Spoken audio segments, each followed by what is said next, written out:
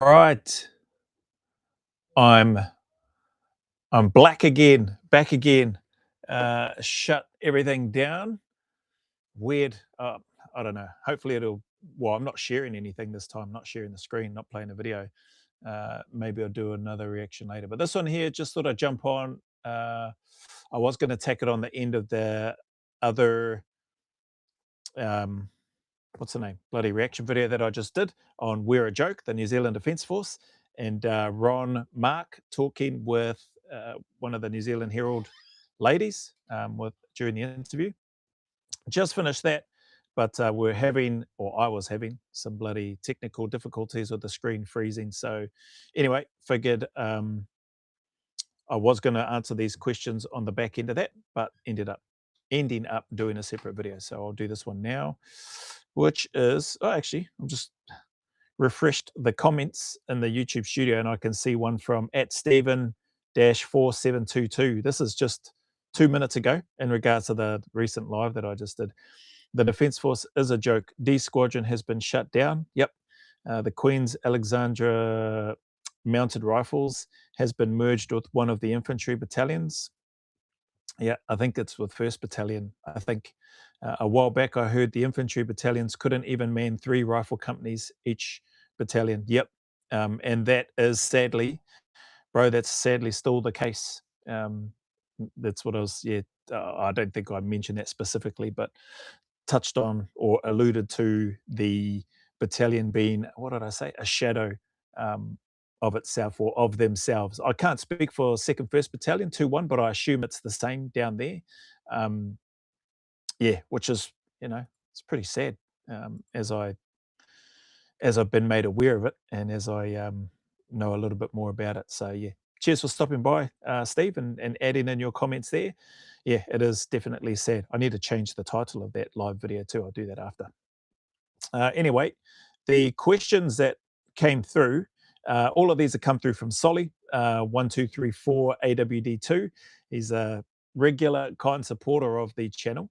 And his questions that he's got in here in relation to the Kevin Frost reaction, former commando, 2 commando, I think, over there in Australia. Kevin Frost, former commando, war crime allegations reaction request, and then I answered some of the Q&A on some other stuff at the end of that. Anyway, Solly's got here, if an Oz SAS soldier did what Kevin Frost did, how do you think the Oz SAS community would react? Question mark. Hatred, violent response? Question mark. Or respected and supported? I don't know if I mentioned this in my reaction, but I think, and I can't. So first, I can't speak for the wider regiment. I would never try to do that in the first place, but I can speak for myself. Um, in regards to your question, and I'll give an opinion of what I think, a generic general one, in terms of your specific question about the Australian SAS community, how would they react? I think in this case, without knowing the details, I think if Kevin has, well, maybe I'll try not to use his name because sadly the gentleman isn't with us anymore, the ex-operator, um, due to sadly taking his own life. So if and I don't, therefore I don't know the details of how he went about or what channels he went through to raise his genuine concerns, from what he has stated that he was a part of and that he said that he helped to cover up at that time. I don't know when or how long ago it happened, but it must have happened a few years earlier, to the point whereby, as I've shared, ultimately that person or those people that have done things that um, aren't in line with what you would expect from somebody serving in a place like that, they ultimately are the ones that have to live with themselves and look themselves in the mirror. Some people may be able to do that quite well and without any regrets at all, um, each to their own. But I think without knowing what process uh, Mr. Frost went through in terms of, did he escalate it through the channels in the military, through his patrol commander, through his patrol sergeant, through his troop commander, through the OC, CO, etc. Like if it went through that process, and he, then I think first that's great, like escalate it through there. If he's escalating it through those channels and he's not getting anything, like everybody say, I've heard him say that he felt like it was just being swept under the carpet, then that's a concern. That's sad. That's disappointing from my personal perspective. That shouldn't happen. And therefore, if he's been escalating all of that, and I think I shared it in my reaction, if he's got records of that, of who his dates, names, dates, times of who he's escalated his concerns to, and then what was done about it, and then he's also got like a paper trail, like an email and communication and dialogue with the person or persons who he has escalated his concerns to, and there's still nothing, and therefore it seems fairly clear and obvious that the people that you're escalating it to aren't doing anything about it, and or that it appears that they're sweeping it under the carpet. Then but for doing that, I've got massive respect for the person in the first place, anybody who goes through that process, because it's not an easy thing to do. So, but that's why those processes are there in any organization, to hopefully individuals will go through that process. So if he's done that, great. And if he's not getting the not necessarily support, but if it's not getting the action and the follow up that is expected, then then you escalate it further. So what I heard the media say in that reaction that I did is that he went to them 3 years ago. So he went to the media 3 years ago from when that video was done, to bring to their attention what he witnessed and what he was a part of. And he also acknowledged and answered the question straight up when the journalist asked him, "Would you be prepared to go to prison?" I can't remember the exact question, but essentially asked him, "Are you prepared to go to prison for your part in this cover up?" And he said yes. So massive respect to him for being willing to come out, put his name, face, reputation on the line on camera, and being willing to do that. Sadly, he's chosen to take his own life, but before anything sort of comes of it or has come of it, as far as I know, nothing has come of it. And maybe he did that. Maybe he went to the media because he had gone through all those channels. So, how would the community react? I can't really speak for the community, but I know I would be disappointed if reports were provided and he's got the receipts to show, this is who I let know, these are the dates and times, this is where we were, this is what happened, this is what we discussed, here's the email trail as well. Like, bringing all of that stuff out, we may never know. I don't know if he had or has that stuff. And I don't know if he did go through that process first, or if he just felt, oh, I don't think anything's gonna happen here, so I'm just gonna go straight to the media. Like, that part I wouldn't agree with. I'd be disappointed if that was something that he felt or that he chose to do.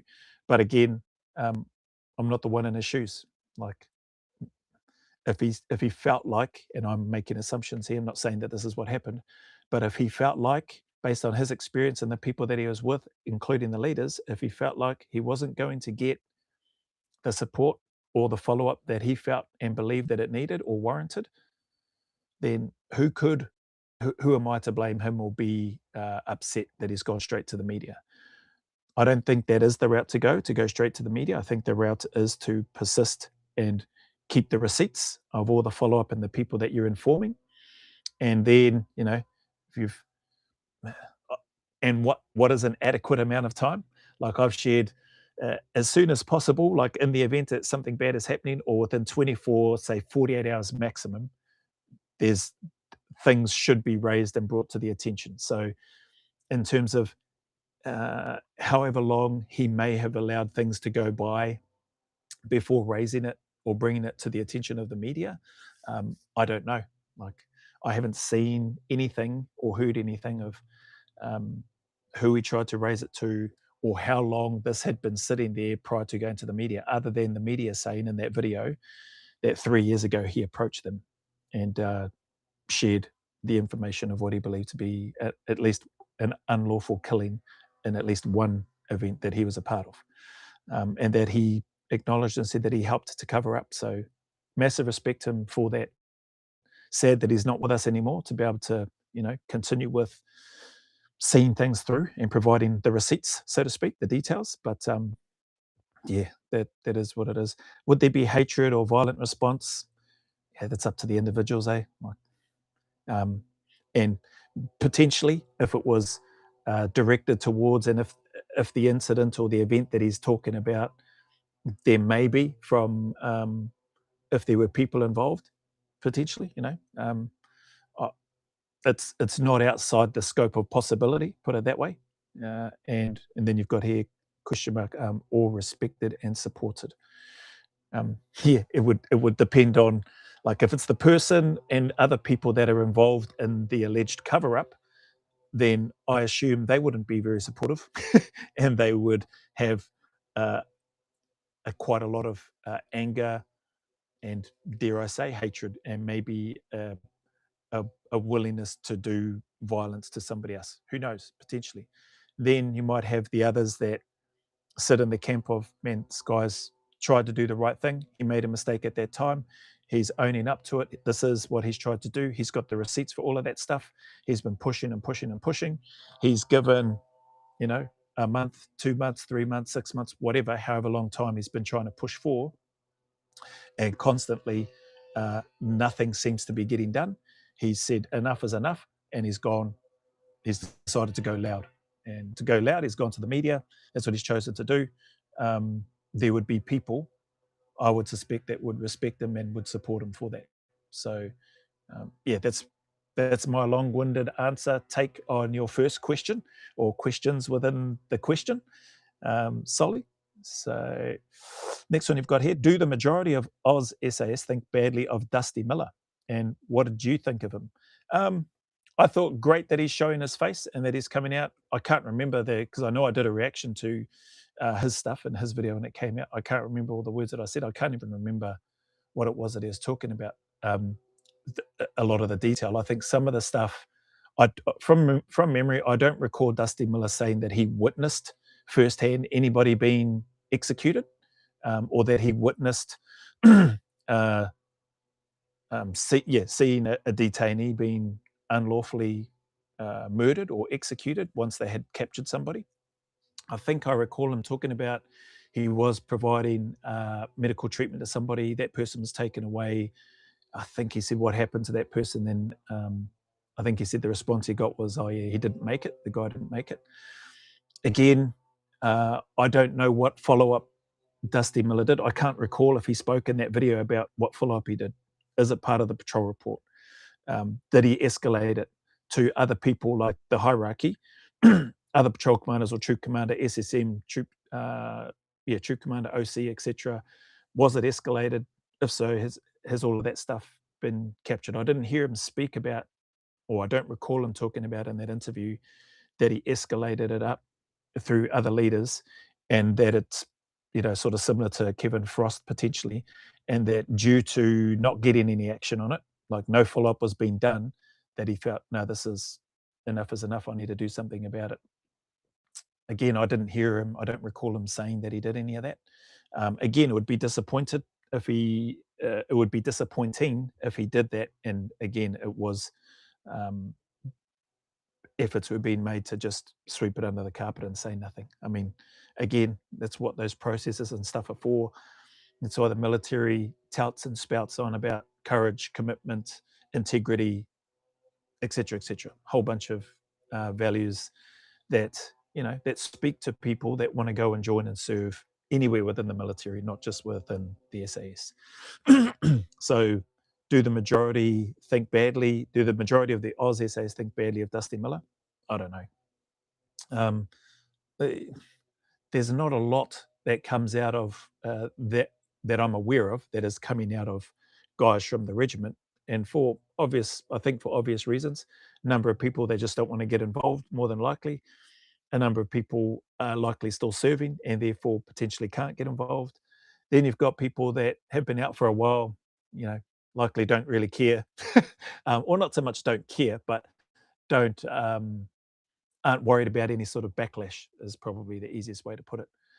You've got people that would have been in and around the regiment at the time, people like Harry Moffat that have shared some commentary on things, Mark Wales that has spoken about and shared some of his thoughts. Who else is there? Scott Jones, but he is with the commando unit, and he shared some of his thoughts specifically to do with RS. And as good as I think that is, like for me, Scott Jones is one on the Two Worlds Collide podcast with Sam Bamford. his comments probably are the ones that uh, stand out the most because to me, they seem to be more supportive of RS um, than the other guys that like the Harry Moffats or the Mark Wales of the world. Don't get me wrong. I'm not saying that. I'm not putting them down. They're just sharing. I think as being as being as neutral. I think as they can be, which is fair enough.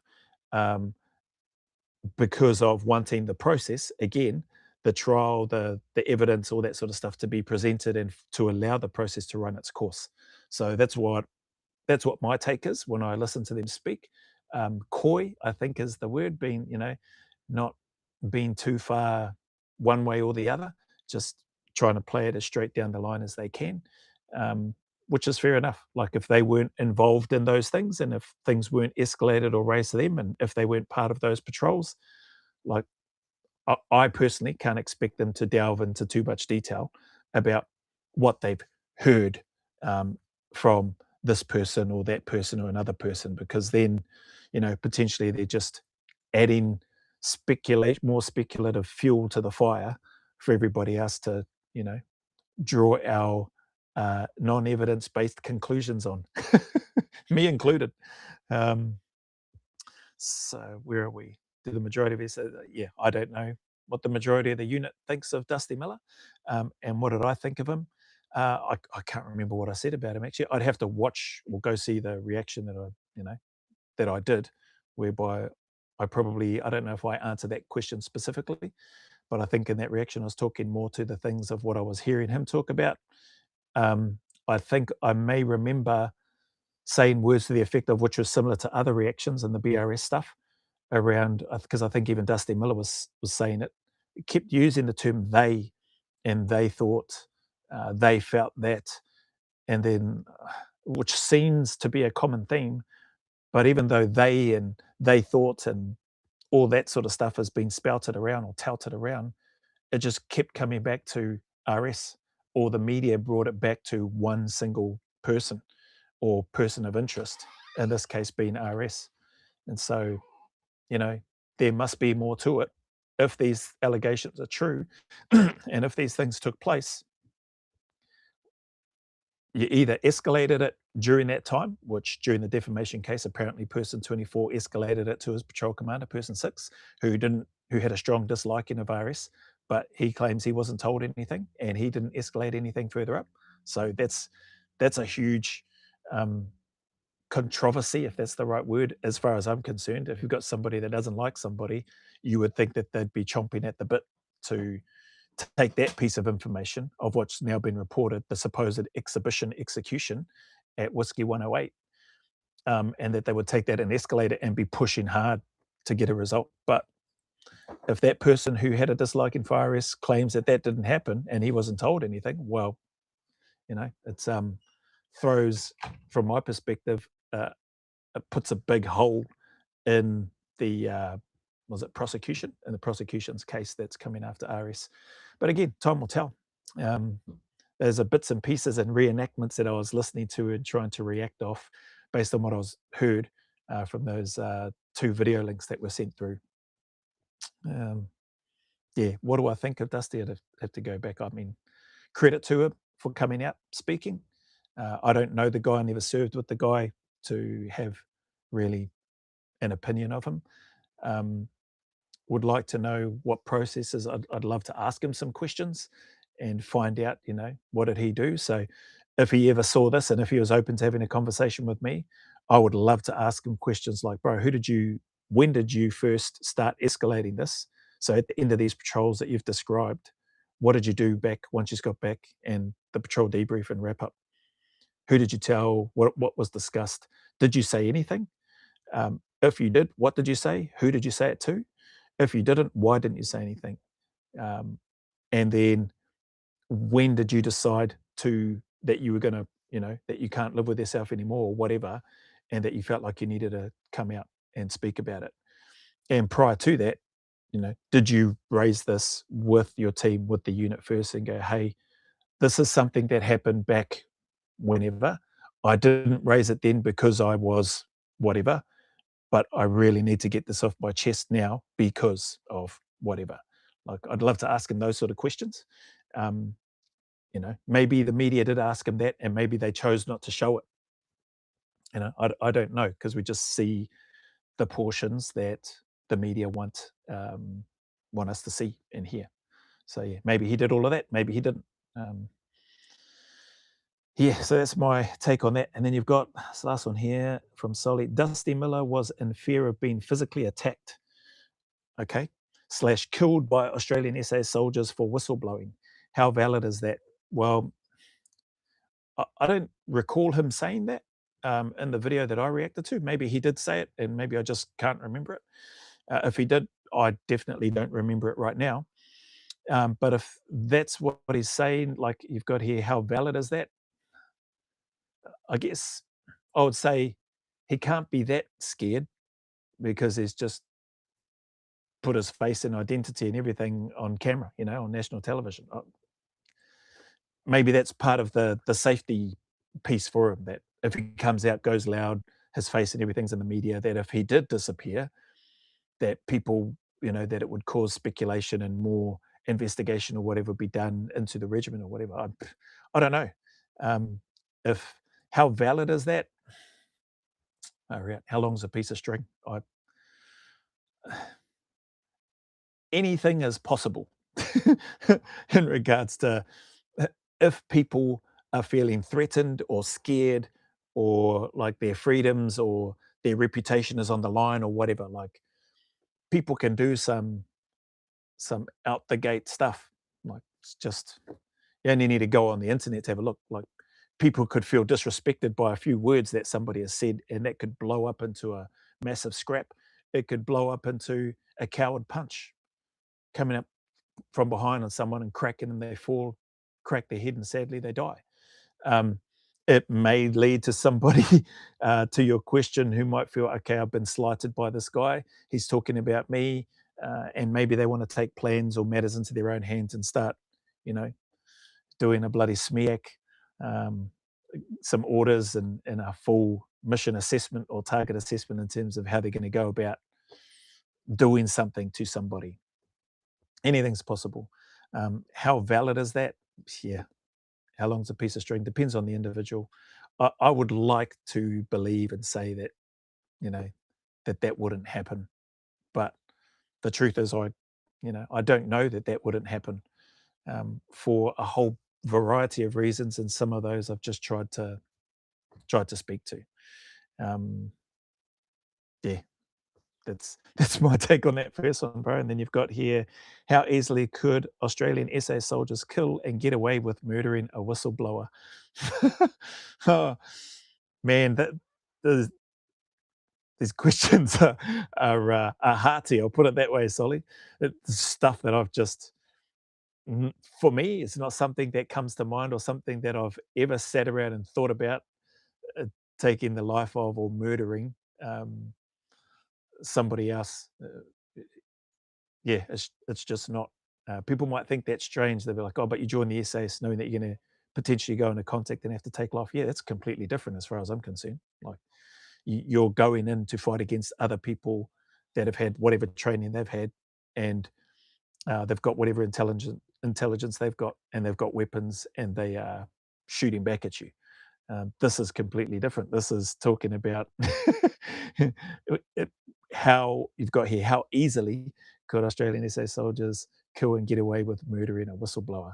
Geez, I'd like to think that would be difficult regardless of who the person is, but you only need to have a look on Netflix under documentaries to get a bit of an insight of the various unsolved murder cases that have taken place, but also at the same time the number of cases that have been solved too, to the um, law enforcement police's credit. So yeah, that's anybody could look to plan and commit an offence, whether it's murder or whatever. Whether or not they get away with it, I don't know. I think it's going to take some time and patience and planning and preparation and a whole bunch of stuff, just like with anything. Um, but that's, has an interesting question, bro. I don't think I have the answer for that, um, just because I like to think that that's not something that people that are serving in that unit are even contemplating. They are training and preparing and thinking about operations uh, against armed enemy who are looking to do bad things. And your job as a soldier within that unit is to train, plan, and prepare physically, mentally, emotionally to go and be able to address that threat with your team, and do it in a way that is aligned to the integrity, the ethos, the values of that particular unit and or of your defense force. That's my yeah, that's my take on that. Are they that skilled? I don't know if skill needs to. I don't know that skill comes into the equation when it comes to murdering a person. I think there's a whole bunch of other factors that are that are in that space, like probably, uh, probably a great question, or this question, probably a great question for, like, those that work in that, law enforcement, psychology, forensic space, to really get, I guess, better information, or a better response to some of these answers. I get you're asking me from my perspective, in regards to the Australian SAS. I I just don't think, well, like I said, I like to believe that that's not even part of the soldiers' makeup, not just in Australia, but anywhere. But I do understand that there's, different people within those organizations who may have very different opinions and thoughts. But bloody hell, bro, you got some questions here, all right? Um, are they that skilled? If you're talking about skilled and being able to take a life, yep, that's, like I said, it's part of the training and preparation that soldiers are doing day in, day out. Can they get away with it? Well, that's a completely different, you know, um, question that I don't have the answers to, because it's n- not something that I would ever plan on doing, and it's not something that uh, it's not. They're not people that I know of who who have even jokingly spoken about doing anything like that. But again, not taking anything away from Dusty Miller, if that's how he felt, from what you've said here. I don't recall him saying that, but if that's what he felt, well, he's come out openly, so he can't have been that scared about it. Or like I said, maybe it was part of his plan to go loud and, you know be on the news or whatever, so people know who he is, and it might look odd or strange if he just all of a sudden no longer appeared anymore. What's this? Even the most powerful organized crime groups get found out. Yeah, yeah, definitely. Again, there's lots of documentaries and stuff on YouTube and other places in and around cases that have been cracked. I think there's also a number of cold cases that sadly have not been um, resolved or solved. What's this? Also, powerful world leaders who order murders like Putin do get found out. Okay, yeah, I'm not sure, but like if that's also powerful world leaders who order murders like Putin, I assume you're talking about the Russian president, do get found out. I mean, I'm not sure what you mean, Solly. If he's been found out, then why is he still free and the president? And or who's he been found out by? Like, has he been found out by their legal system, and because he's president, they do nothing about it, or is it been alleged and proven by, I don't know, other countries? Don't get me wrong, I'm not saying Putin is a blinking angel or anything like that. I don't know that any of our world leaders anywhere are, you know, don't have hidden agendas. Just my take, or have done bad things, or capable of doing bad things. But yeah, I don't understand that last part. Powerful leaders who order murders like Putin, you've got, do get found out. If he's been found out, why is he still free? You know, I think I've shared in other reactions. How can you just bomb and take out leaders of another country, and like the Ayatollah or whatever the title is in Iran, and no no repercussions or consequences happen there? So maybe it's the same sort of thing. People talking about these war crimes and all that sort of stuff, but it seems to be, if you are in charge of a country, then you have like a automatic immunity. So I don't know the legalities or ins and outs of all of that sort of stuff. I don't know that there are people out there pushing to try to find out at that level, but clearly there's people pushing to, in the instances of RS and what you've spoken or asked me about Dusty Miller and Kevin Frost with regards to where your questions are. Um, there's there's some uncertainty as to, I guess, the integrity of those types of units based on what we're hearing or what we've heard in the news and the allegations that are still, rampant um, in and around social media, in and out in the communities, within the Defence Force, outside of the Defence Force, etc. So, yeah, there's a lot to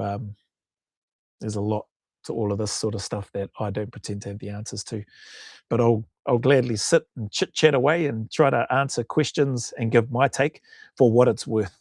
Oh, holy heck! Sorry, bloody stuff on here. Um, Robert Kiwi, here we go again. Murder's not something most people forget. Yeah, yep. I would, but and I think also those that are blinking scum that do things like that, they do their best to try to not let it become known, I guess. Scott Jones gave an amazingly insightful recount of RS.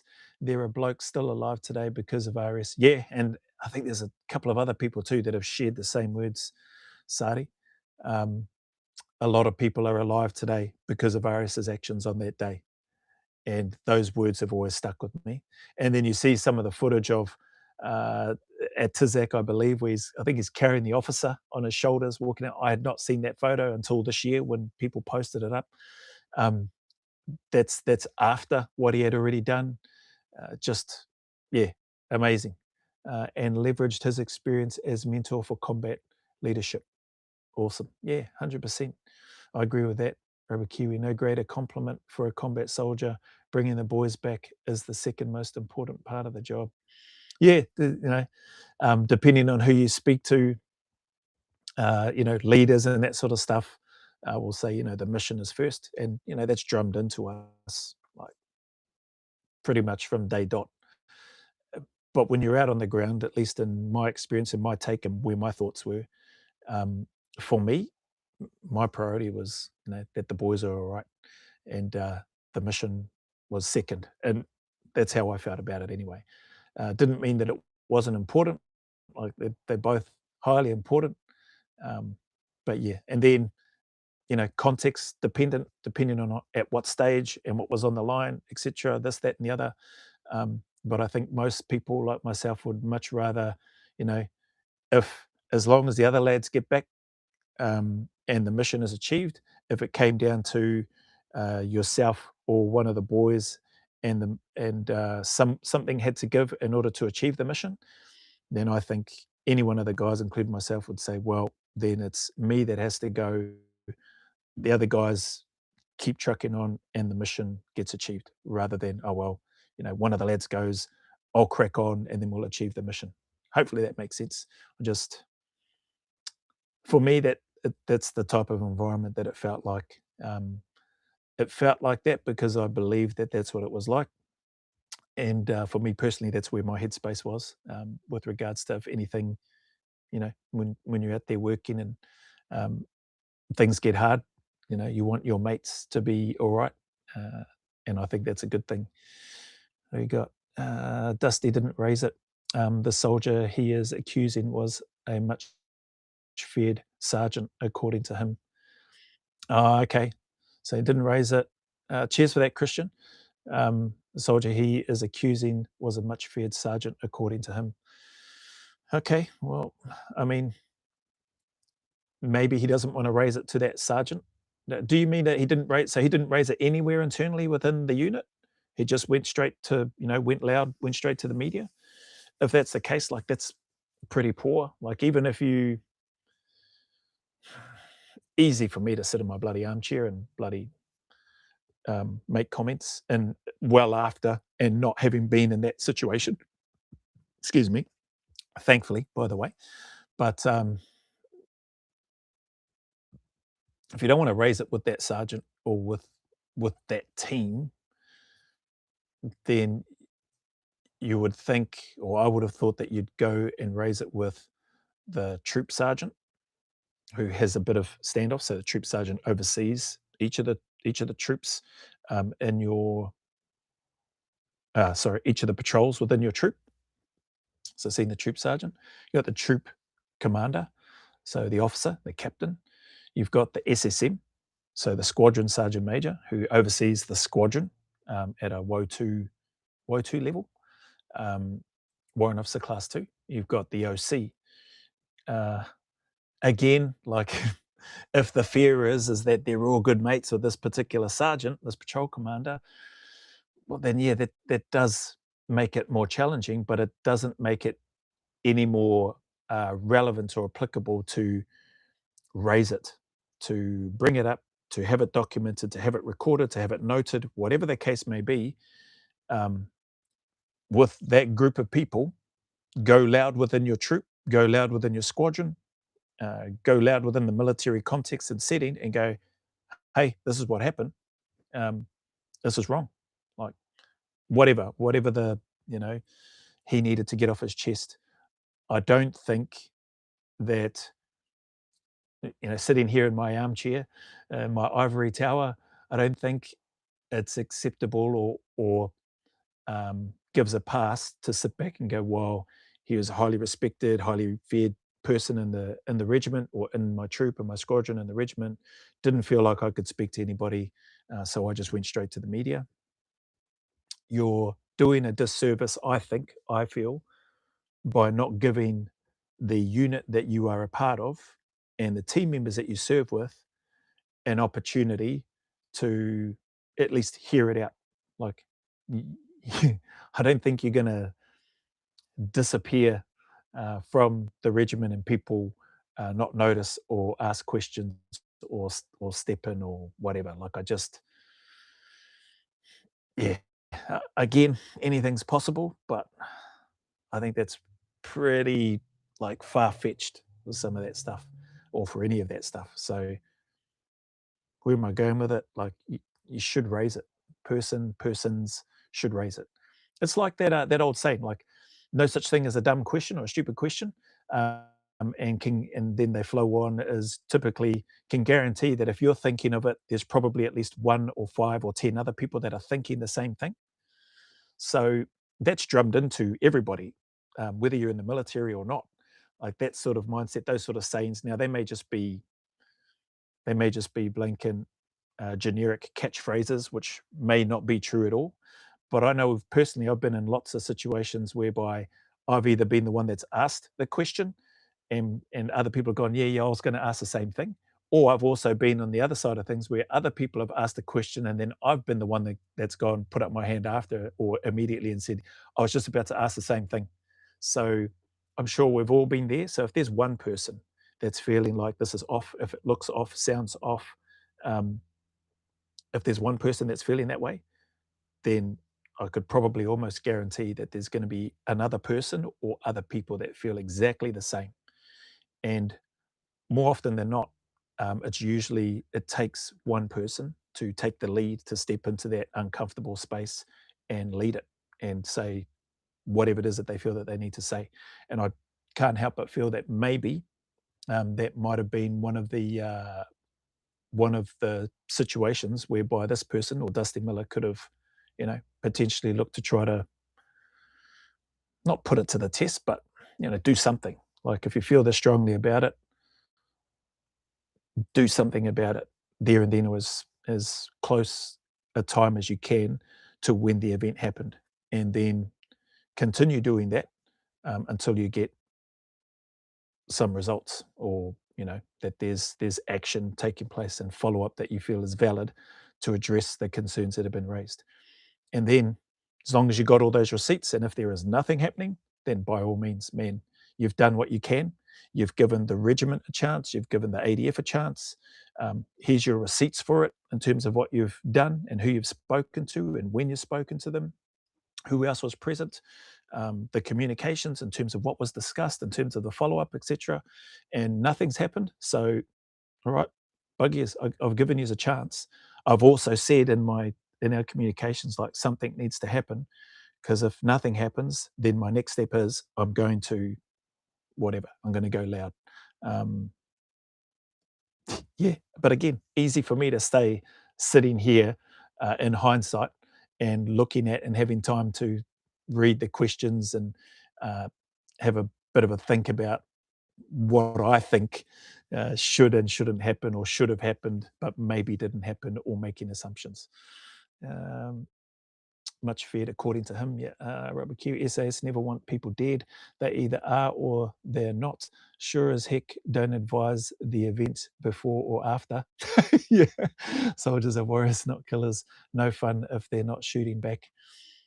Yeah, like, I get where you're coming from, Robert Q. Yeah, like, soldiers, people that I know, like, we're not going there because we want to fight against an unarmed enemy. Sadly, there are people out there that want to do bad things, and part of them doing bad things, more often than not, from a military perspective, they usually do that by bearing arms and using that as threats against other people who potentially don't have the means, or the means or the confidence or the ability to defend themselves. And they use it as intimidation. They use it to get what they want. They use it to instill fear, and or they use it, um, sadly and tragically, as examples, again, to instill and maintain that fear and control over people. Whereas soldiers, coming in, at least in Western countries, my experience and people that I was lucky enough to serve with, we want to go in there and try to, remove people like that, that look to oppress other people, and or their own people even in their country. What's this? Fragging had been around forever. Fragging. What's fragging? Fragging had been around forever. What's that, fragging? I know what I think fragging is, but I'm thinking of it from the, getting fragged and fragging from, bloody, explosives, perspective. I'm not sure. I don't know what fragging is, Christian. Fragging had been around forever. Rubber kiwi, only units sorry, only units with crappy leadership. If you take a baby's pacifier, what can it actually do to get it back? If a guy has 5,000 nuclear warheads, how do you make him stop doing something? Yeah, that's a that's a great comment, bro. Talk FRS, what was that one? FRS is a unit, eh? Yeah, yeah. 6'5" or 6'6". He's leaner than what he was when I remember him. Like, he probably still looks lean when you look at the videos, but in person, or mind you, he might still be the same thickness, as what he was back then. But on camera these days, he looks a lot leaner, fit, fast, strong, but just looks a lot leaner than what I recall. Especially playing rugby with him too. So that's probably why he maybe was a bit thicker, uh, heavier set, like muscular, yeah, thicker, not fatter. But yeah, just it looks much leaner now, than where he was. Says the officer Ben was carrying was told to stand in a certain position, didn't listen, got himself shot. Yeah, I think either somebody put that down in a comment, or I heard that, or I read that somewhere. Might have been a combination. I think I read it on a post where I saw that photo on Instagram as well. Um, and I think, yeah, those words sound familiar, whereby he told person, stay here, didn't listen, got shot next minute. After RS is bloody assaulted along with a few of the other lads, taking out gun pits, earned a VC, which he wouldn't have known that's what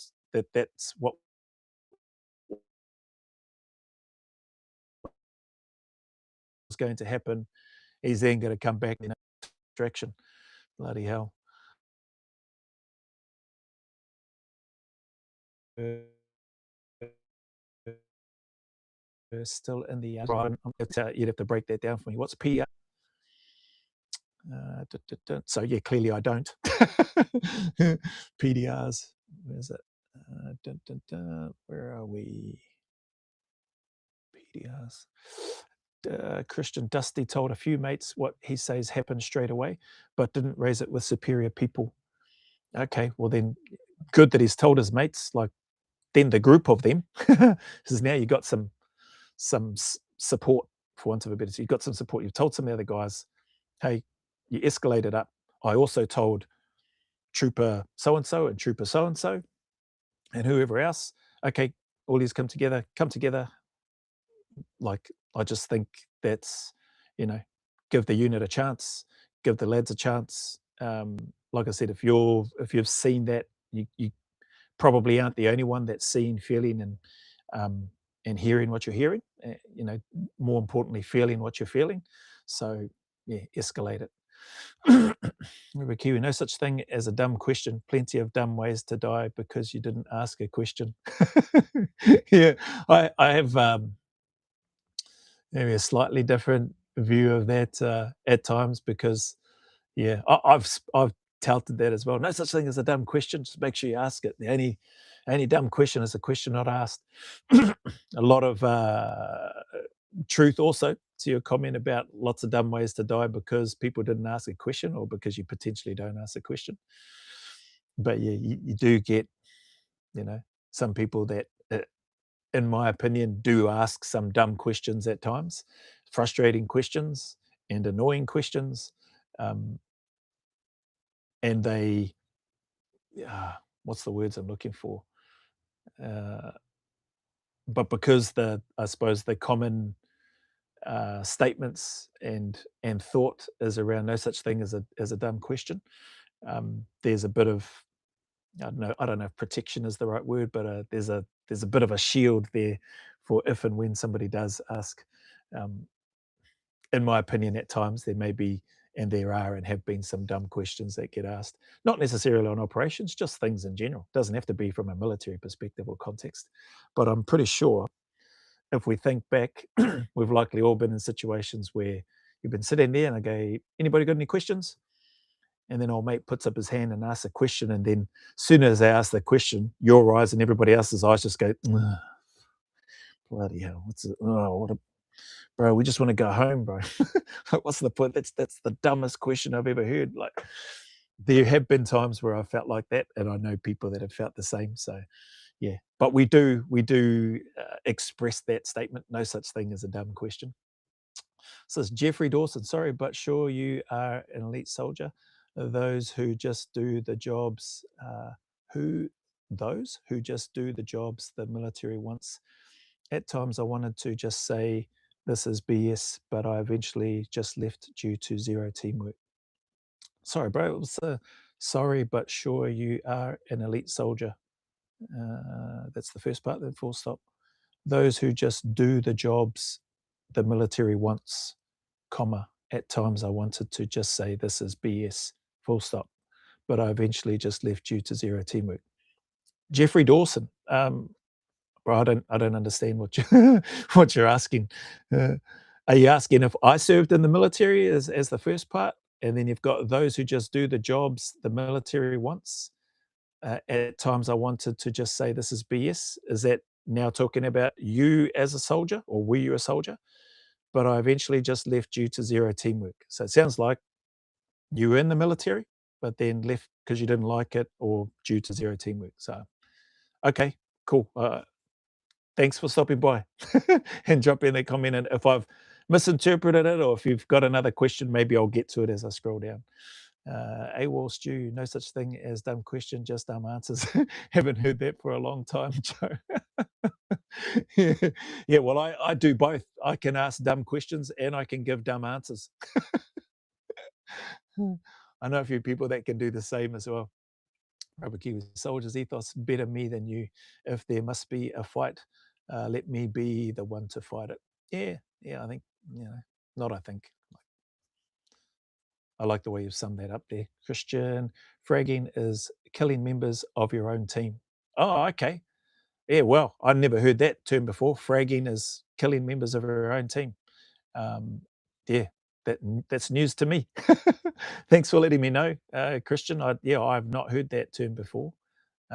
Definitely not in that context. So, is that an American thing or term? Does that come from the States? Or look at me jumping to conclusions, jumping straight to, is that from America? Jeffrey, funny, that was my experience in the New Zealand military. Okay, so you were in the NZ Defence Force? I'm not sure which part, um, you're referring to in terms of funny, that was my experience in the New Zealand military. Christian was out of control in Vietnam, especially. Wow. Was out of control in Vietnam with Americans killing patrol leaders, taking them into situations they didn't agree with. Maybe there's, that, what is it, Platoon with, is it Charlie Sheen in that movie or Martin Sheen? Bloody hell, I forget. Like, there's some, geez, who are the other actors in there? I can picture the guy. I think he plays the Green Goblin in one of the Spider-Man movies, but I can't remember his name. He's been in lots of movies though. But Platoon sort of showed uh, some of that, or what you're talking about here. But I don't know. Movies and what they're doing. AI viewers, streamboo.com. Yeah, okay. Is that what you are? You were SAS doing fun stuff. He was Reg and he wasn't. Is that in regards to that? I'm not sure. Yes, teamwork was sad. Thank you would have been a better statement. Dude, love the positivity. To see the bigger picture is a great trait.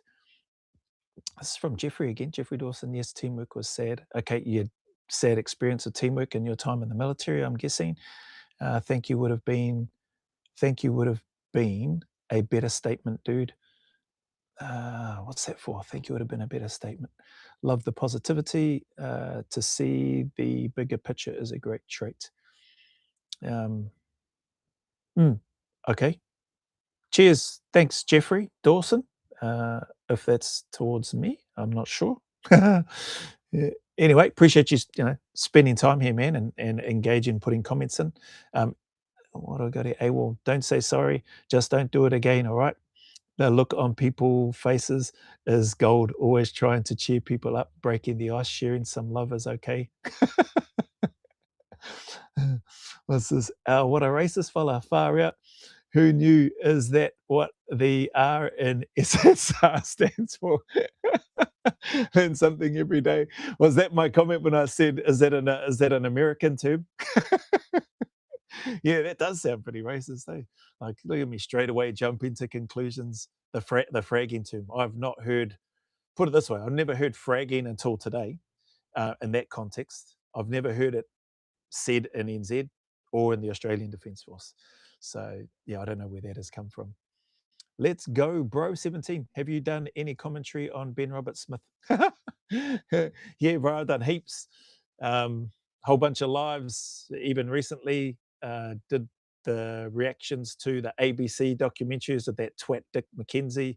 Like, a whole bunch of requests came through. This was ages ago. I think some of those were last year. Had a bunch of views, and then they got blocked. Got a copyright notice. I've shared screenshots of that on other videos. They're sitting in the YouTube studio. I've reached out asking, what's wrong? Why can't my reactions to this content continue?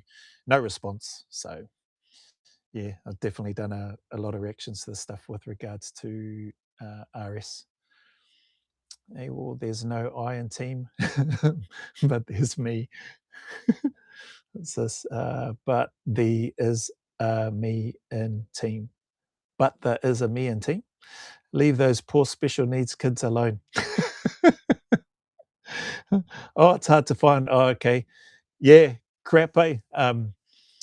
Where are we? I shared the images of those screenshots of the bloody content that had been blocked by, where are we? Filter, copyright. There they go. Blocked. Why is he down here? So SAS veteran reacts to Ben Roberts-Smith, war crimes stuff. Let's do this. That's if you're still on here. But yeah, pretty crap that they felt a need to block stuff.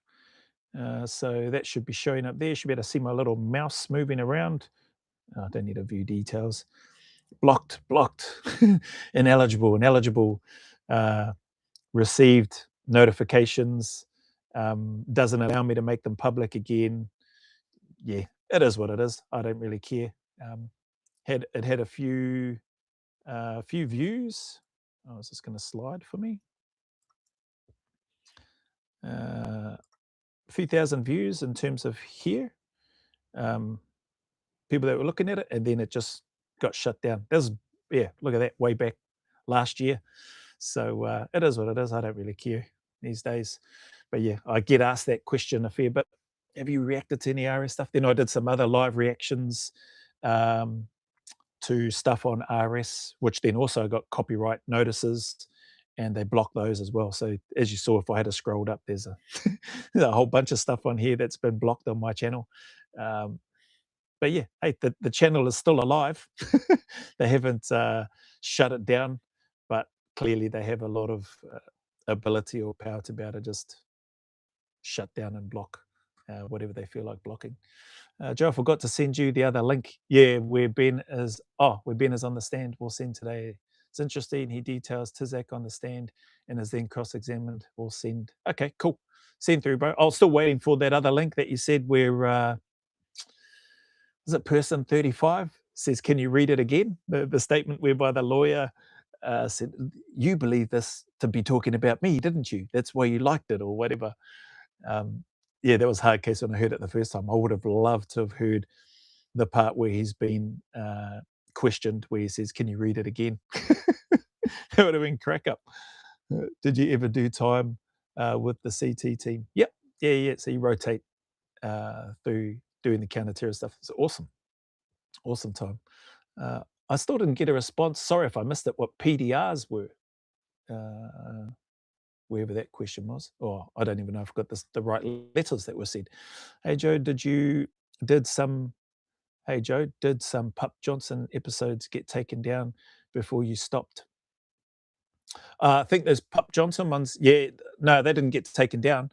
They were on the other channel, which I don't have access to anymore. So they should still be on the interwebs. Yeah, same with the stuff with Bill Bestick and other guys. But yeah, I haven't even looked at that, but I don't have access to that channel anymore. Let's go. We all need to know where to donate towards Ben Robert Smith. Yeah, actually, there was a person yesterday too that asked me that. I need to, unless it's the same person, which I need to get onto. And I said I'd put a post up once I found it. Haven't had a look at it yet, and obviously haven't put the post up, but I will. Frozen or just me? Oh, probably me, bro. Sorry, we'll send that now. I forgot. Frozen. Okay, sweet as Ninja Cuts. Ninja Cuts. What's the sweet as for? Oh, maybe it's me being frozen. I'm not getting any notices this time. Everything looks like it's running good. As opposed to what was happening during my reaction to Ron Mark talking. I didn't realize that it was going to be him on there, but I thought the interview went well and I thought he raised some good points. Anyway, hopefully I've answered those questions from Solly, and then the questions on here. Wasn't me. Okay, wasn't you. Yeah, somebody asked yesterday if I knew where and how people could support RS. I said yesterday that, that I'll have a look. I said, as far as I know, you've got to have a look online. There were some people through Instagram that were collecting donations specifically to send to RS and his family. But some of those people then put up another post on their Instagram saying that the family reached out to them, said, please don't do that for like there was some tax reasons or whatever. And that there were, to not do that. So the people that were and had started collecting, they returned the money to people. I have been asked if I was doing that. No, the answer is no. So I responded to that yesterday as well. I'm not collecting any monies to then send to RS. So I'm sure there's a place that people can if they want to, but it's definitely not through me. So it wasn't me. Did a reset, still frozen. Oh man, sorry, bro. So is the audio coming through, but the video is frozen? Is that what you mean? Or is everything just seems to be running well here, which is good. Time's on there. Anyway, what is it? None of those funds were made by Ben. No, none of those ones were. They were made by. There was at least one former Australian veteran. I think Big Chocky was doing some stuff. Um, yeah, and they were, you know, doing whatever it was that they were doing with the intent. They were making it pretty clear in public, and they got a decent following. So I'd be surprised if they were looking to do anything underhanded. But then they came back out and said that they were stopping that and that they were returning the funds. A couple of them, I think, had some people that donated quite, you know, significant amount of money um, for it to go to RS. So yeah, pretty cool that they did that. What's this? Either great at attention or no. You are frozen on screen. Oh, sorry, man. Yeah, I don't know what's going on. You're frozen, bro, or you've ventured into ventriloquism as part of the show. It's probably frozen on a real ugly face, eh? Where my eyes are half rolling back, or maybe I'm picking my nose or something. So that's, yeah, sorry. Video is frozen. Legacy methinks is the best way to help RS, yet I wouldn't be qualified to comment on that one.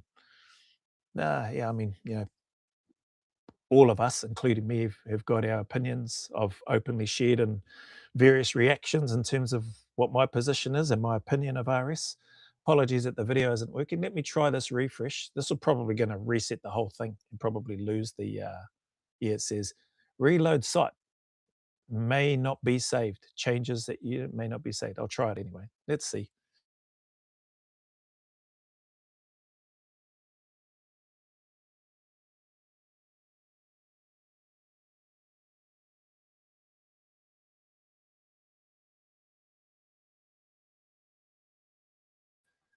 Um, yeah, it's probably just wiped the whole live, I'm guessing.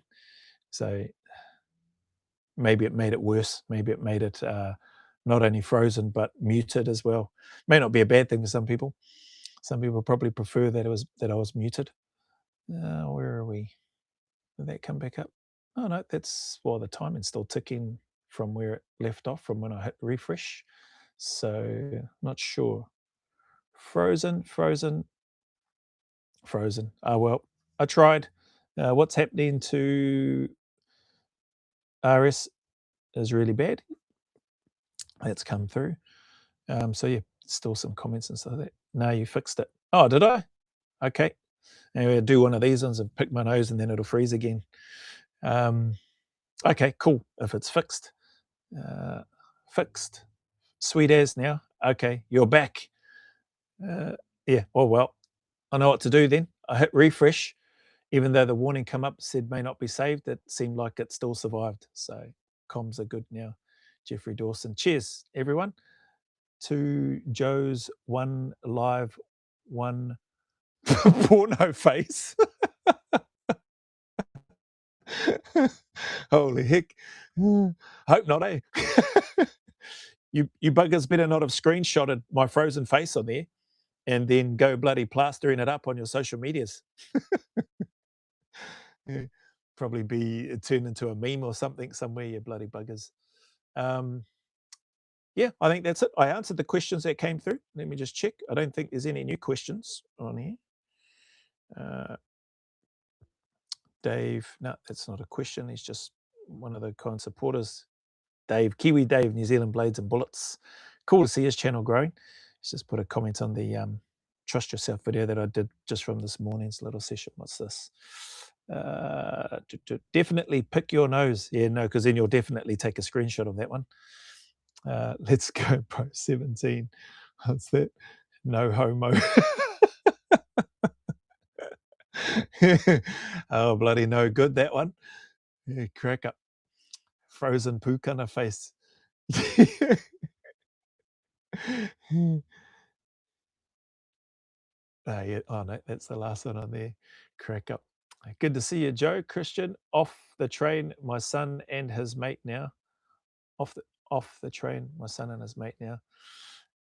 Awesome. Yeah, thanks for stopping by. Anybody or those of you that have decided to swing by here and jump on the live, comment, ask questions or whatever. I don't know if there's any other questions because if you haven't got any, I haven't got any other ones sitting on here. Um, So I'm done as far as what I can tell from the questions that have come through for today, which came through, or the 3 from Solly came through yesterday by the looks of things. And then one that's just more so a comment. Actually, there's some blinking, s- some interesting people out there with their comments and thoughts on certain things. Where's this guy? Uh, where is he? Oh, come on. Can't be that far away, surely.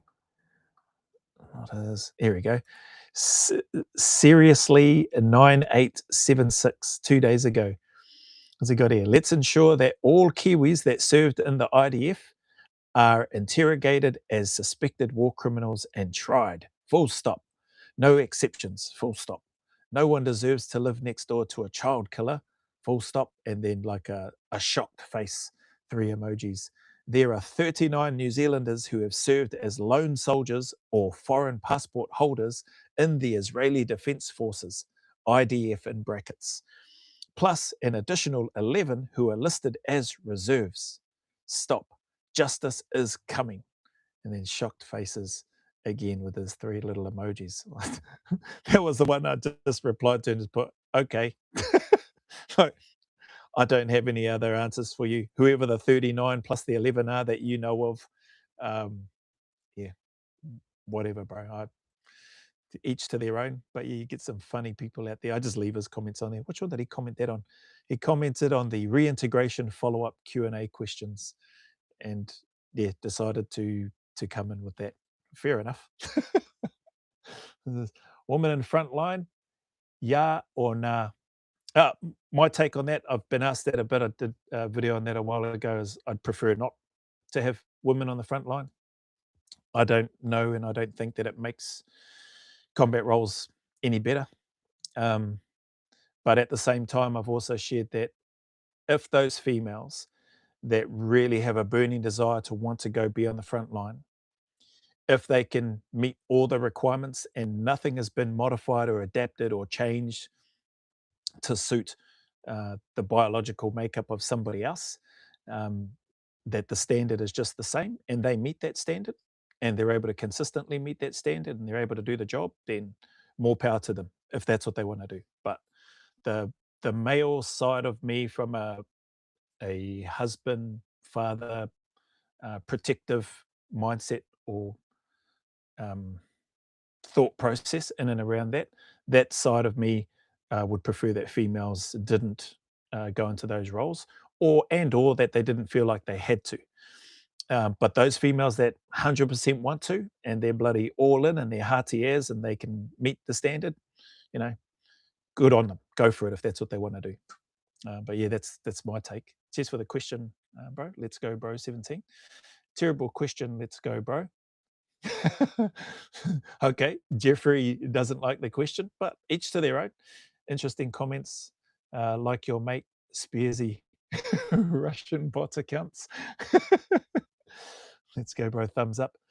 Jeffrey, try being a male soldier on the back lines. I'm not sure what you mean, Jeffrey Dawson.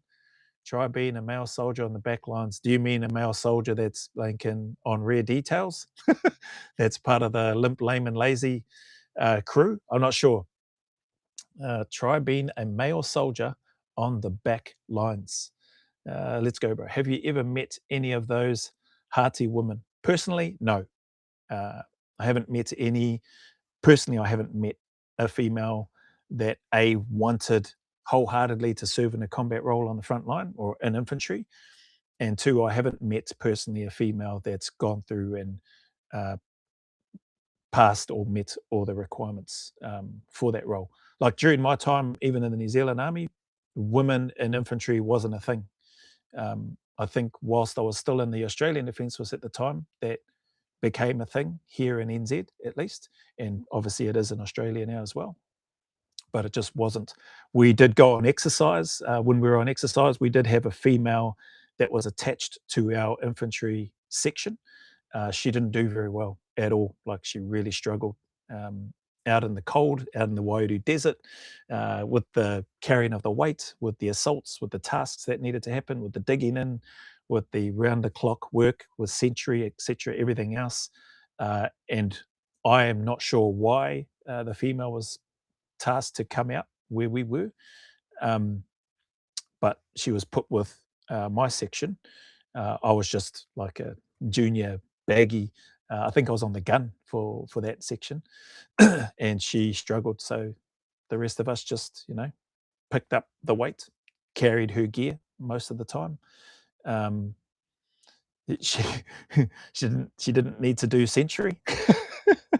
so the rest of us were picking up extra time on the century, which just yeah, at that time for me as a junior soldier, I was just like, why is there even a female here? So um, yeah, I haven't met anybody. Not saying that they're not out there, but I personally, to your question, haven't met anybody. Heard of them? Heard of a lady over in Australia, Monica Georgieva, I think is her name. Yeah, Sadi would know her, and I think he worked with her. She did the Australian selection twice. I think first time she lasted a few days. Second time she got to halfway or over halfway on the Australian one. I think she got to day 10 or either day 9, 10, or 11. One of those. I thought it was day 11, which would put her over halfway of the 21-day selection. So there's somebody that I've not met, but I've heard about her, and I've heard her interview in a couple of podcasts whereby she's been interviewed about her experience and stuff there in the Australian Defence Force and doing selection. She failed the commando selection, and she failed the Australian selection twice, I believe. So she's given 3 selections a crack. More power to her, man. Credit to her. She passed the 3.2. I believe both times, or all 3. Oh no, 2 times out of the 3 times.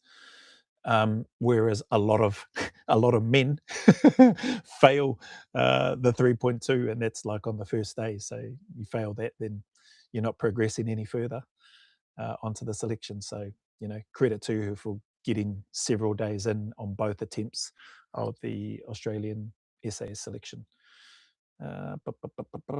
Logistics. Jeffrey Dawson, logistics. Try being a male soldier on the back lines. Okay, so you're talking about logistics, or I assume that's where you were. You're part of the loggies. Okay, yep. Nah, personally, I wouldn't want to be a male soldier in logistics in the first place. Just me personally. That's not what I joined up for. So I can't imagine that. But that's largely because I wouldn't want to. Where are we? Oh, sorry, you said try being. I was like, yeah, no, I wouldn't try that personally. Well, captain of the NZ ship running it uh, aground was interesting, and probably wasn't the first time either. Anyways, it's okay. We forgive her. Oh, yeah, that's the. Is that the one that caused a lot of damage, the oil leak and stuff, close to Samoa? Is that the place? Sorry if I got that wrong, but yes, I've seen some stuff. I actually got sent some links to get my thoughts and reactions on. I think is what media was putting out there. I didn't bother. I don't even think I added that to the list.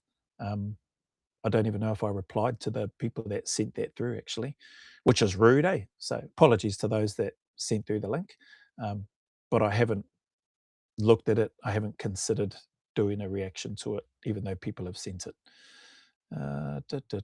Jeffrey, yeah, day 1 as a recruit, I get beasted for for hated women or for hating women, not in brackets, for trying to motivate a female soldier. Oh, okay. So yeah, geez, sounds like a bloody can of worms there, bro. And in terms of, I don't know what life is like in the logistics space, but if it's what I'm interpreting, communications and stuff there, and then being called out for, I don't know whether it's sexism or being prejudice against women for trying to motivate somebody. Yeah, I don't know. Um, Maybe a delicate topic or subject. Maybe not so much these days with the bloody hoo-ha and rubbish happening again over in Australia around wanting equal rights. Bloody men wanting to identify as women. Don't get me started on that. To then be able to go into women-only spaces. It's like a bloody biological male who's got a bloody penis down in his bloody groin area, wanting to identify as a female so he can go into female private spaces is just ridiculous. And the government is entertaining the idea and having Senate hearings with people who have, I assume, been elected to fight for equal rights for bloody these twats that want to go around and say, I'm a bloody cat now, and or no, I'm a female today. And so I'm going to go to the females' bathrooms, toilet showers, or whatever. Like, I've seen some of the uproar of that, of parents, fathers of daughters, mothers of daughters, etc. And good on them, because there's just bloody, there's no way, I don't even know how or why that becomes a conversation and why people even start. Like, just reading your comment, bro, sorry, that sent me off on a bit of a tangent there. There is a lady in the Australian government, short, blonde-haired lady, who's drilling the heck out of this other female who's trying to claim that men have the potential to be pregnant. No, we don't. No, we bloody don't. And no, to those other twat males who are trying to identify whatever is transgender or whatever the bloody thing is, whatever the scam is. And the government is wasting time, energy, and money holding these hearings. I don't know how much money's been spent on that, but it's just ridiculous to me. You got cost of living issues, fuel issues, poverty issues, reintegration, imprisonment for youth and adult issues, a whole bunch of other challenges, healthcare issues, unemployment issues, or unemployment issues, a whole variety of other more important and, dare I say, critical things to be concerning ourselves with. And the government entertaining and leaning into that sort of rubbish. It's just crazy to me. Just, yeah, ridiculous. I've met a number of the most epic females in business. Oh, here we go. Sari. In the business, I'd be happy to fight alongside them. Same as blokes. There are some blokes I'd put on bottle washing and read details and nothing more. I don't know if I'd even risk putting some of those blokes that you've mentioned on bottle washing details. But yeah, that's cool, man. Like that you've encountered and worked firsthand with some females in that space. So yeah, cheers for sharing that, bro. Sociologist taking over the military. Yeah, just mad. I will imagine her as your mum with a wooden spoon. Or a jug cord, or a stick. Yeah, not very pleasant. It's a small list, count on one hand, but some G to G. Yeah, good to go, no doubt. 1988, Ziggy. Hi, Joe. Do you think, in your experience, that there is a lot of undiagnosed mental illness in prisoners in New Zealand? 100%, bro. I think there is. I saw that firsthand in that reintegration space. First, thank you for your time and chiming in here, dropping in a question. I 100% think that there's a massive amount of undiagnosed mental illness from prisons, but I also think there's two parts to that. That's just my observation. One is that the individual oftentimes, from what I saw, was very reluctant and unwilling, resistant to acknowledge that they've got some mental stuff going on. They would, and what do I mean by that is oftentimes I meet with a number of these men, they would talk about like, things don't feel right. I know, they'd even say the words, I know I'm not where I used to be. I know I'm not thinking straight. They would use this sort of terminology and words and sentences, but they would be, when we would say, how would you feel about, meeting with a counselor, meeting with a psychologist? Because not everybody that we receive from prison in the reintegration space needed to have or had a psychologist assessment and review. It just wasn't deemed necessary in a number of cases. But I think that's where, to your question, I think that's where a number of potential people may slip through the gaps.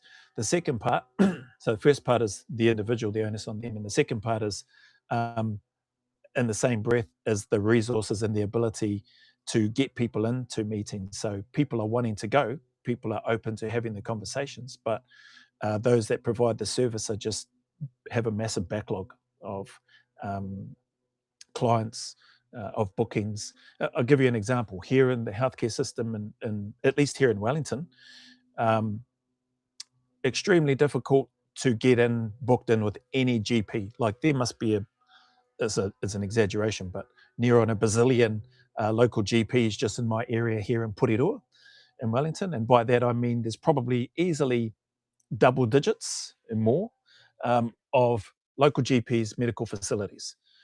Um, hey, but you think you can get in to book in? Nah, all of them, at least in this area, are either booked or they're not accepting new referrals. So not surprising that people struggle to maybe get the support that they might need, to your question in regards to mental illness issues. Sorry, I don't think I got to the second part of it. Where are we? I'll try and come back to that now. Mental illness in prisoners in New Zealand. So yes to that, I think there is. And do they get enough support? I meant to ask yesterday. No. In short, like my observation, I think you ask any case manager in prison. I've had the privilege to work with like a large number of case managers from all over Aotearoa. I think they would all say that efforts are being made, but the reality is no. Do they get enough support? I don't think there's enough support. Like it's limited in a whole bunch of areas. We're limited in corrections officers, as an example. We're limited in programs for rehabilitation, reintegration. We're limited on counsellors. Um, the list goes on just in that correction space. The list goes on, from what I understand, in the military space. Like there's so many obstacles that prevent people from being able to get support, counsel, guidance in a whole bunch of different areas. That just makes it real hard for individuals. So appreciate your time and your question, Ziggy. Hopefully that gives it. That's my experience and observation anyway. I know it doesn't provide solutions to your question, but yeah, as you've written your questions, that's my take and observation on what I've seen anyway. Hopefully things get better. Let's go, bro. It's so bad, this equality stuff now, and both NZ and bro, it's ridiculous.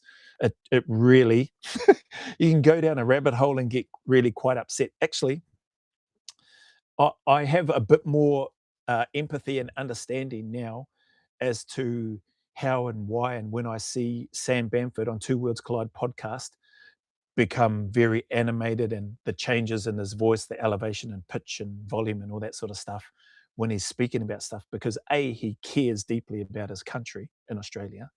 B, he's a veteran. C, he can see through a very pragmatic lens that the stuff that has been raised is just utter BS. And the fourth part is that when you've got a government, like in this case over in Australia, the Labor government, Albanese, Albo, what did I read? He doesn't know his bum from his elbow or something, a play on his name or the shortening or the abbreviation of his name. That made me laugh. But when you've got people like that have just, there's a video just linking together all the different lies that he's been telling, the comments on what he's saying about capital gains tax and the trusts and investments and all this sort of thing, and then backflipping, or we've changed our position, blah, blah, blah. The budget that's come out, how it's better for the future and all this sort of stuff. No, I didn't fall off the stage, when you clearly see him walking and then stumble and fall off the stage. He couldn't even, it makes me laugh when the people go and say then that guy can't even lie straight in bed. So he's doing it to himself. But the sad thing is that the reality, likely nothing's going to change until that federal election, which isn't until 2028, as far as I'm aware, 2 years away. So Australia's lumped with this clown for at least the next 2 years. Yeah, but I hope Pauline Hanson or One Nation, not that I know much about her or them, but I love that they're calling out the Labor government and Albanese in particular, that they're hammering. But anyway, where was I? I can empathise and have a bit more understanding now as to why people like Sam become so passionate and get really angry. And people like Big Chocky, like they've got great platforms highlighting the blinking shambles that the government are causing for the Australian people, highlighting the challenges and issues on immigration, like that in and of itself. The term ISIS brides keeps getting used. Like, I forget who it was. It might have been Dean Burgess, another ex-Australian veteran, two commando veteran. It might have been him or somebody else. Anyway, somebody pointed out, rightly so, that there is no such thing as ISIS brides. You're either ISIS or you're not ISIS, or it's just ISIS. So the fact that their partners were ISIS and they were married to them doesn't give them this other special title, or we shouldn't be giving them another special title and saying, oh, they're ISIS brides. No, they're ISIS as well. Like, it's just ISIS. I thought it was a really relevant way of summarizing that point, that fact, and who they're allowing back into their country. If you turn away, as far as I'm concerned, if you turn your back on your country and you look to go away and fight with a known terrorist organization, and then, your husband dies in that fight, but you went over to support them, you've had children with them, and now you feel, oh, I'm isolated, I can't do anything here in this country, I want to come back to, in this case, Australia. The government should have just had the balls to say, yeah, nah, your time here is done. No visa, no entry, no nothing for you. You made your choice. That's where you are. That's where you live. Like, it's just ridiculous. Look at the immigration stuff in the UK. That bloody, the potential beheading from, I think they said, a Sudanese immigrant in Ireland, uh, caught on camera. What a horrific thing to be exposed to or to see. Credit to those people, the locals who were trying to stick up for and eventually went and took action. The injuries to the person sound horrendous, to his eyes, his head, his wherever else, other parts of his face. Um, Fortunate, lucky that that person isn't dead, but I say fortunate. I don't know to what extent those injuries and stuff are. Like, are both eyes gone? Is the person going to be blind for the rest of their life? Um, you know, all the other trauma and mental stuff that comes along with that. It's crazy, man. They're just, yeah, like, ridiculous. Mind you, I have had people say to me, how could you turn your back on New Zealand and go and serve in the ADF? So, I guess that's a fair enough question. To me, I never felt like I was turning my back on the NZ Defence Force. I acknowledged and understood that I wouldn't be serving in the New Zealand Defence Force. But as far as I was concerned, I was going over to the big cousin, and still part of. Like, there's a strong connection and Anzac history and heritage that will always, forever connect the two nations. So I always felt like if anything cooked off, um, and New Zealand was going to battle, well, Australia is probably going to be close behind. Or, if America's doing something, Australia, New Zealand, the UK are going to be right there in amongst it. So I always felt like, well, probably going to cross paths anyway. And as it was in Timor, I bumped into some friends from the New Zealand Defence Force while I was with the Australian Defence Force at that time.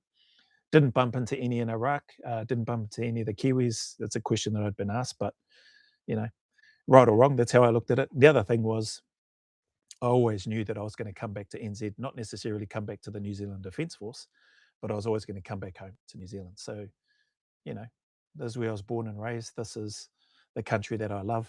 I love Australia as well, don't get me wrong. Um, but for me, there's something about returning home, proper home for me, of where I was born, where, took my first breath, took first steps, made my first lot of friends, started to make decisions, some not so good, some better than others, et cetera, et cetera. And so to be back home for me, is great. I never stopped, even though my family members and friends called me a traitor and that sort of stuff as well. Oh, you're a Wallabies supporter now, blah blah blah. Um, oh, don't get me wrong, I'd support the Wallabies and Australian teams as long as they weren't playing the Kiwis. So yeah, so definitely got a lot of love and respect for Australia. But home is home for me. Like, Australia is a great place. I've always shared that with other people that said, man, going back home, the economy is not very good. Traffic's going to be terrible. The roads are bloody ugly. Cost of living is expensive. People weren't afraid of, and these were coming from other Kiwis too. People weren't shy in, you know, presenting me with all these reasons as to why I shouldn't come home. But I was like, it never swayed me at all. It never made me second guess. Like the timing came and had an opportunity to come home and grabbed it with two hands and haven't looked back, haven't let go of it since. So it's good to be home. Not everybody may be wired that way. Plenty of Kiwis here that are glad that they're living in Australia now. So I know a number of people that are, super happy that they're living in Australia now. Maybe they might not be so happy with the budget and, and everything that's come out, but maybe they might be looking forward to the day when Albo and his gremlins are, removed or ousted from Parliament. Who knows? What I do know is that I'm behind on some of these questions that have or comments that are in here. Yeah, getting a support. So bad equality. Oh, William Defoe, that's it. Was the guy in Platoon? Yeah, that's the guy I'm thinking of. He's been in a number of movies, eh? But yeah, like in terms of what came up before, Jeffrey Dawson, amen, or just common sense. Yeah, it's common sense. I think that's what I like about some of the stuff on like people like Sam Bamford, Two Words Club, bring back common sense. Sadly, common sense isn't that common in a lot of cases. AWOL Stew, the Scots wore skirts with pride. Mad Jack, excuse me, was an English officer who was full blown nuts. He would walk into battle with a sword and bagpipes, apparently. It was crazy, eh?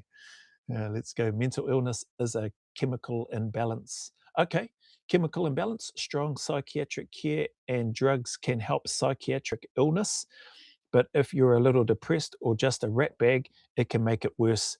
Oh wow, interesting. Yeah, I'm no expert in that space. What I would say and what I observed was one of the guys in particular at the service that I was fortunate to be a part of over in the hut. Um, he wasn't diagnosed as high or complex needs, so he didn't fall outside the threshold or the two categories: no sexual offenders, not be high or complex needs. So he wasn't categorized in there. But it was known that he was. It was known to us, and obviously known to him in the corrections that it was recommended that he take medication to help with some of his anxiety um, and concerns. Maybe even to a degree, some depression might have been part of that. But what we observed and noticed was that he seemed to be super lethargic, tired, no energy when he took the medication. When he was off the medication, he was probably a bit more paranoid than what he needed to be, than what it was that he felt he was seeing, and or his interpretation of things. But the more he gave himself time to not take the medication, because that was what he expressed to us. He didn't like taking the medication. He didn't like the way it made him feel. Essentially, it just made him feel like he was out of it. So it wasn't really addressing. I don't know if the chemical imbalances that you talk about are the things that needed to be rectified, but it didn't seem to him and or to us that it was helping. It just made him like dopey, for want of a better term, like just out of it, like not really present. And yeah, that no energy. He would miss some of the timings. We'd work with him, be as fair and reasonable and practical as we could. Not curfew timings, but just stuff during the day that he needed to be doing. And the accountability was high while we were there. And he shared that with us. So anyway, corrections didn't like that though. Corrections didn't like that we were supportive of him not taking his medication because of those reasons. Yeah, it increased and elevated some of his anxiety. We were happy with that. We felt like we could work with that. And he was comfortable with that as long as we were okay with it. And over time, we started seeing he opened up to us a lot more about what he was feeling, uh, how he was finding it difficult, and other things which we just weren't getting the information on when he was bloody doped to the eyeballs with his medication, albeit with good intentions with the medication. But we were able to get more connection with him, more conversations, more information. That helped us build his profile out even more, so that we could then put things in place, have the staff were aware how they could best support. They were aware of what he needed to do and what he was working on, etc. It just made things flow a lot better. Um, there were a couple of not not violent or aggression incidents or anything like that. Nothing of major concern.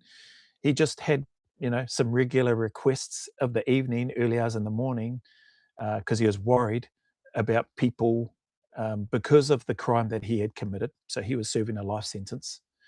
Because of the crime that he had committed, he was concerned that people would be coming to get him. And I think that's part of the reason what got him on the medication in the first place. Anyway, without getting into all the details of that, there was a little bit of, I suppose, maybe withdrawals, for want of a better term. There was some of that whereby he was feeling that it did cause, you know, some blinking rolling of the eyes at times for some of the staff, and says, okay, we're going to, because they would respond. They'd go and check, do a work around. Hey, listen, bro, there is nobody here.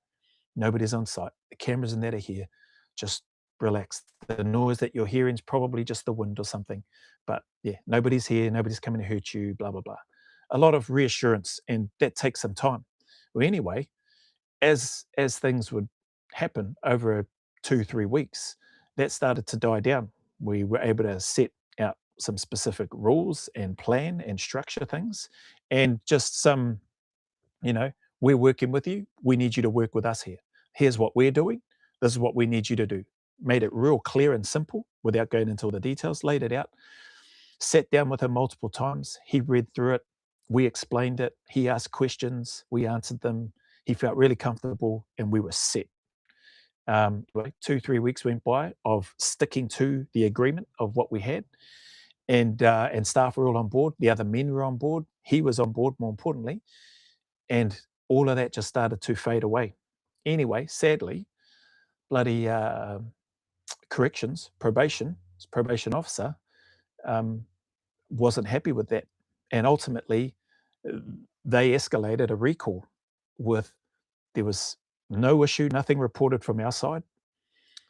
He wasn't doing anything wrong. He was meeting all the requirements. The only thing that he stopped doing was taking his medication. And then what was also blown out of proportion was he was asked if he would take his medication again. And he responded honestly. I know this because I sat in the meeting, so did the navigator, so did the assistant service manager with the probation officer at the time, and him as the individual. We had already addressed this stuff. Like, if you really feel like the wheels are falling off, then hey, you're probably going to need to go back to the medication or go have another assessment. Maybe there's some other medication that could be adjusted, etc. He agreed to all of that. Never got to the stage where he felt like he needed to take it again. And we were seeing really positive progress. So we went from getting multiple calls in the evening to do walks around the house because he was scared, to getting one, to then getting none for nights and days and nights in a row, consecutive. Um, and we saw that as all positive signs. The communication was high and positive. He felt a lot more comfortable. Just the anxiety that he had just started to dissipate. Anyway, when he was asked that question, he initially said, and all he said was, "No, I don't want to take the medication again." Then he said, "But if I'm required to take the medication as part of my parole conditions, then I will take it." Now, that wasn't part of his parole conditions. And he did openly acknowledge and say he doesn't want to take them because of how it made him feel. So he was regurgitating a lot of stuff which we already knew, but we sat there, we let him speak because it was probation that asked the question. He explained himself really well, and then put the caveat, but I'll take the medication if that's what I'm required to do. So he was serving a life sentence. He's going to be forever on life parole. The potential for being on recall or being recalled is high, blah, blah, blah. That meeting went so well. We were really proud of him. He was proud of himself. Probation gave us no indication that they weren't happy with the response and or that they were going to effect a recall that afternoon, which then took place that evening. Sorry, no, it took place a couple of days after, and so therefore a couple of nights after. We were gutted when that happened. We weren't. There was no comms with us after, like there was no heads up to us as well, that was going to happen, and we saw it as a massive step backwards for the individual, for the relationship that's been built, the trust that's going to be now broken. That we, not from us, but we would be part of that to have to try to rebuild, etc. So just, why did I go down that rabbit hole? Because of your comments about the chemical imbalance and how medication can help. I'm sure it does. I'm sure it can. Maybe in his case, there may not have been potentially a need for it, but maybe initially they saw good results whilst he was inside, whereby they thought, okay, he's a bit easier to manage. Maybe he's a bit easier to, we don't have to worry so much about anything happening. But what we saw was very different in our space. And what we felt would be best for him to help him going forward, which he identified too, because it was him that brought it to us that he didn't like taking it. We were supportive of that. We just thought that's really that's a great pickup from this person, and we were ready and willing to trial it. We were just devastated that he got recalled for it. He did nothing wrong. Uh, he was in tears. I was there that night when he got recalled because I did. We didn't get any notice prior to. We literally got a notice a couple of hours before the police were going to rock up and then take him back into custody. So I went back to site. Um, yeah, that was a challenging night, a difficult night for not only for him but for some of the other staff that we had as well. Um, it went smooth. It went well. I did ask the police when they came, "Hey, can you give me a chance to? He doesn't know that you're coming," and that was probably the other worst part. Was that I was given notice a couple of hours before, uh, but you know, told also, and I didn't want to go telling him, but told also, don't tell him in case he does a runner and makes it worse. So because of that, because I didn't want to take any risk of him making it worse, knowing that he had done absolutely nothing wrong, I didn't want to tell him in advance either, just in case he did do a runner. So waited till the police got there, asked them to at least come to the front house. They did. I said, "Hey, can you just give me some space, take me around, or I'll take you around, sorry, to where he is, to his home, but just let me be the one to go in and just, break the news to him as best I can. And then, we'll bring him out. I'll bring him out. And or if you need to come in, you can come in." So they at least let me do that. And it went smooth. No issue. Um, he obviously was very upset, as you would imagine. Like, think of it. You've been inside for a long period of time. Yep, you've done this crime. You're on life sentence. Okay. Um, but you've come out. You've been doing well. You've been out for, uh, you know, a few months right now. There's been a significant change in terms of medication, but it hasn't resulted in anything negative or adverse. If anything, we're seeing good signs. We're reporting that weekly. He conducted himself well in the meeting. He's transparent, honest. It did say that, yeah, he'd prefer not to, doesn't want to take the medication again, but that he would if he needed to. And the fact that he wasn't given the opportunity, it just somehow, outside of our control, escalated to a recall, was, yeah, you felt devastated for the guy. And it made me think, and made our team think, how are these guys meant to have a good second chance if things like this are going to happen? Like, no communication, guys doing well. Like, what more do they have to do, to be given an opportunity, a genuine opportunity, to stay out of prison and to do well? Anyway, thankfully, after some bloody toing and froing, uh, by then I had some other stuff happening, and I had then resigned not long after. Yeah, it was about 5 or 6 weeks after I'd gone. Um, he then was back in. I think he's back in the. Yeah, he got back to the service, and I believe he's still there now. After I had left, so that was awesome to hear. But shouldn't have happened in the first place. He went back inside for another month or two, whereby he didn't need to. He could have carried on doing the good stuff that he was doing. Anyway, that was my comments in regards to your experience in that psychiatric and the medication space. I agree with mental health issues prisoners have, yeah, mostly undiagnosed. Sad that support nets have been struggling for years. Yeah, for years, you're right, and you would know too, Charlie 29, with your experience. Massive shortfalls, or dare I say failings, shortfalls. I think just with people and that sort of stuff, whereby they're not getting you know the help that governments and law enforcement are trying to provide, but it's just not there. Gut health is too is important to mental health and overall well-being. So eat more rotten cheese, please. Norfolk Island was the first time the gov of the prison started to care for the inmates. Before him, It was all barbaric. He was the man who turned a hellhole into a rehabilitation place. Wow. Okay, is it Norfolk? Norfolk Island was the first time the government of the prison started to care for the inmates. Wow. Um, yeah, our prisons are really old here. Anybody that doesn't know, but from what I've seen, there's some challenges and issues with prisons over in WA as well. Again, similarly unsafe for the staff, unsafe for the inmates. Um, it's not surprising, eh? Like these prisons have been around for a very, very long time, and they are expensive to run, and there hasn't been a lot of um, uh, there hasn't been a lot of upkeep and maintenance on them to keep them at the the levels that people would expect them to be. They're not expecting the bloody Taj Mahal or a five-star palace by any means. That's not what it's about. But they should be safe enough, hygienic enough, um, and have the basics for what the prisoners, I guess, are entitled to. Well, not I guess, what they're entitled to in terms of where they're at and the crimes that they're serving time for. As far as their punishment goes, let's go, bro. I honestly think if the Australian Liberals win, then AUKUS is dead. The kids of ISIS, though, really, really bad stuff. They shouldn't have been repatriated. Do you still shoot? Nah, haven't been shooting for a long time, bro. Last time I would have shot at all would have been 2018 on a holiday when we were still living in Perth at the time, but we came over with the family to NZ for a holiday with one of the bros down in the South Island. And the kids got to have a little bit of a shoot too, but yeah, not for a long time. I can't say that I miss it.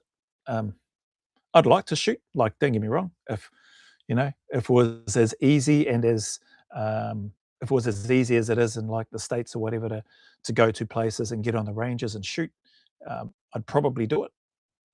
But yeah, like it's not something that I miss. If there was an opportunity to go shooting though, with people that are going to go out on a range or whatever, yeah, I'd go, yeah, I'll come. But yeah, it's not a big deal for me personally. Uh, we love you more, New Zealand, than the Tasmanians. Case, crack up. Jeffrey Dawson. As an Anzac exchange soldier, I'd go back to Oz. Well, did as a civilian, great pay, equipment, and climate. Yeah, like plenty of people that love it over there. And, those things that you identify, beautiful over there. Great place, great country, good people. Mind you, where we were up in Butler in Perth, it was Spot the Aussie in our area. We had Scots, Irish, English, South Africans, Kiwis, Islanders, and then sprinkled in amongst that, there might have been an Australian or two, an actual Australian, born and bred, fair dinkum Australian. So yeah, hard case. Like bloody the United Nations. we there is no question ADF all day. Let's go, bro. Hey, Buck, I knew I recognized when you signed off, um, Buck Rogers. Like I've heard, I'm sure they were talking about you at the regiment from the 152 space. Maybe it wasn't, but um, Buck Rogers sounds familiar in terms of the nickname that I'd heard. You've got here, G'day Joe, finally caught a live feed. Been up on the roof cleaning the solar panels. Hope everyone over the ditch is going well. Likewise to you, bro. You had some, looked like a good time out in your camping that I saw in the videos that I've watched. Hey, well, Stu, what's wrong with the pointy heads, mate? Absolutely nothing. There we go. That prisoner intervention sounds like good old fashioned discipline. Uh, I'm not sure which part you're talking about. Prisoner intervention sounds like good old fashioned discipline. I'm not sure. I might have missed something there. Well, Stu, cat and nine tails, 100 lashes. I'd prefer 50 push ups. Thanks. 50 push ups too. What's this? A docile body when under medical intervention. Military prison makes you a better soldier, civilian back to being docile. Yeah, can do, eh? Um, Let's go, bro. Jeffrey Dawson. It's probably the food. Yeah, contaminated the ration packs. Yeah. What else do you? My mate told me 3 days in Holsworthy was like 3 months in civvy prison. Really? I liked Holsworthy. Yeah, I thought it was like it was a big camp, but I didn't mind it. I thought it was good. Maybe that's why I didn't feel that reading your comment. Maybe that's why I didn't feel so uncomfortable going in and out of the prisons and meeting with some of the inmates and or meeting with some of the staff and getting an understanding of where things were for some of the projects that the infrastructure and facilities people were doing in that space. Hard case. You lot are funny. Anyway, I think that's about it. Doesn't look like any more questions. I've yapped on here for I thought I'd been on here longer than what I have. It's just under a couple of hours. Don't know if there's any other comments or questions, but appreciate you being on here, Buck. Cheers, bro. Good to hear from you. I need to try to catch one of your live feeds, bro. Yeah, but cool to see what you do on your channel too. Wishing everybody all the best. Have a great day and weekend for this weekend. Stay out of trouble. Don't do anything I wouldn't do. And yeah, enjoy yourselves. Like, look after yourselves. Get some training in. Do whatever it is that makes you happy. And I'll see you on another video whenever that is. Who knows? Maybe there'll be another one tonight. Probably not, actually. Did the one last night in response to some of the questions. Some people were able to join, which is cool, and some people watched it after some of those that had made the request. I do need to check my email from a comment that came on here earlier, so I'll have a look at that and see what's in there. Must have missed an email, or maybe I haven't responded to somebody. We'll see how we go. Like, I'm fortunate. I don't get inundated with a massive amount. Probably once or twice there's been an influx when the Ben Roberts-Smith stuff happened and when the Reckoning stuff was going, or, when people were apparently keen to come and do it. So since then, yeah, it's quite nice, actually. Can take some time and try to respond to either the comments or the comms that get sent through. What's this? If you can't be good at it. Yeah, there you go. If you can't be good at it. Whatever that thing is that you might be being a blinking tutu or mischief in. So yeah, take care, eh? Thanks again, everybody, for your time, support, and we'll see you on the next video, whenever that is. Big mana wave to you.